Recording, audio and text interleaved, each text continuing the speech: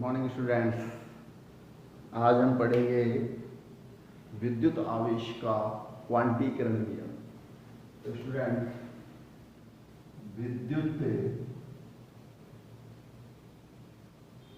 आवेश का क्वांटीकरण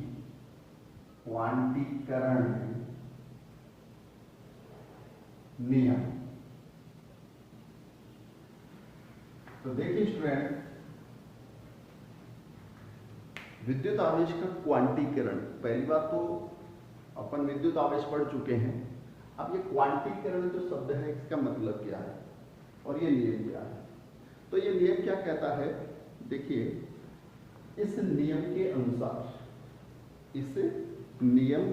अनुसार आवेश जो भौतिक राशि है, विद्युत आवेश, वो क्या है, सतत न होकर कैसे होती है, विविक्त, मतलब बटे हुए रूप में। ठीक है। तथा इसका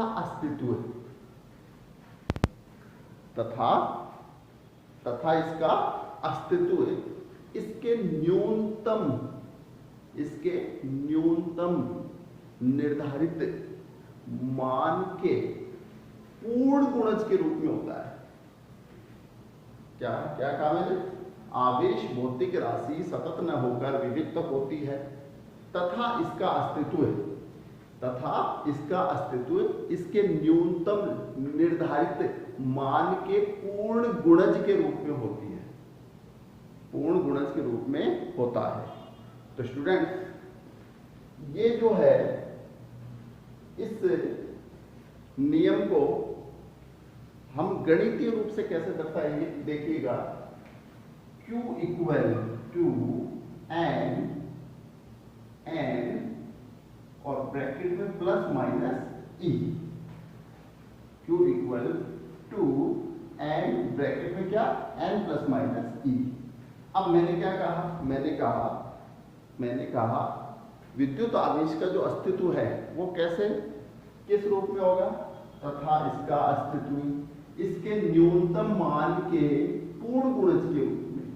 अब न्यूनतम मान मतलब n का न्यूनतम मान, देखिए n क्या है, गुणज है किसका, प्लस माइनस ई का। और n मैं क्या कह रहा हूं, पूर्ण गुणज, पूर्ण मतलब पूर्ण संख्या।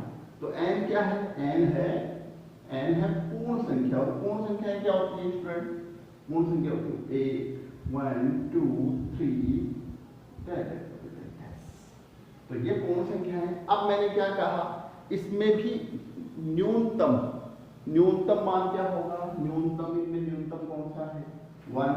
न्यूनतम क्या है, 1। तो इसका मतलब n क्या होना चाहिए, n होना चाहिए 1। मैंने कहा न्यूनतम। तो इसका मतलब स्टूडेंट ये क्या हो जाएगा, Q इक्वल टू n क्या हो गया, 1 हो गया ना। तो क्या हो गया, 1 प्लस माइनस E। मतलब इसको आप कैसे लिख सकते हैं, इसको आप लिख सकते हैं Q equal to plus E, या तो ये और या Q equal to minus E। तो Q इक्वल टू या तो प्लस E या Q equal to minus E। तो प्लस E क्या दर्शाएगा, देखिएगा।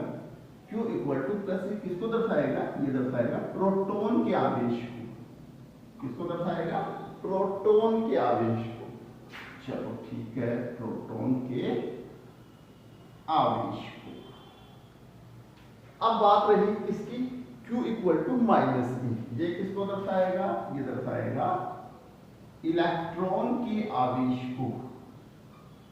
इलेक्ट्रॉन के आवेश को। तो इसका मतलब क्या है, इसका मतलब आवेश का जो, विद्युत आवेश का जो अस्तित्व होगा वो किस रूप में होगा, या तो प्रोटॉन के रूप में या इलेक्ट्रॉन के रूप में। चलो ठीक है।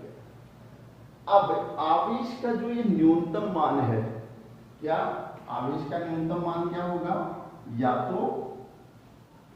तो प्लस E या माइनस E। तो आवेश का ये जो न्यूनतम मान है, इस न्यूनतम मान को क्या बोल देते हैं? क्वांटा। क्या बोल देते हैं?